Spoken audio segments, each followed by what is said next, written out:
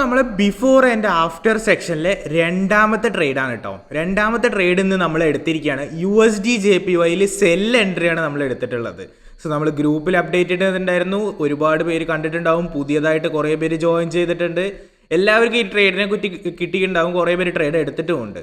Okay, so ഇതിൽ mainly എങ്ങനെയാണെന്ന് വെച്ച് കഴിഞ്ഞാൽ നമുക്ക് ട്രെൻഡ് ഷിഫ്റ്റ് ആവാൻ, ഞാൻ ലേറ്റസ്റ്റ് ആയിട്ട് അപ്ഡേറ്റ് ചെയ്തൊരു വീഡിയോയിൽ ഞാൻ കറക്റ്റായിട്ട് പറഞ്ഞിട്ടുണ്ടായിരുന്നു, ട്രെൻഡ് ഷിഫ്റ്റ് ആവാൻ പോവുകയാണെന്നുണ്ടെങ്കിൽ മാർക്കറ്റ് ഒരു W ഷേപ്പ്, ഒരു M ഷേപ്പ് പോലത്തെ സംഭവങ്ങൾ മാർക്കറ്റിൽ രൂപം കൊള്ളും, അതിൽ നമുക്ക് ട്രേഡ് എടുക്കാം എന്നുള്ളത്. സോ അതേപോലെ തന്നെയാണ് ഇവിടെയും സംഭവിച്ചിട്ടുള്ളത്.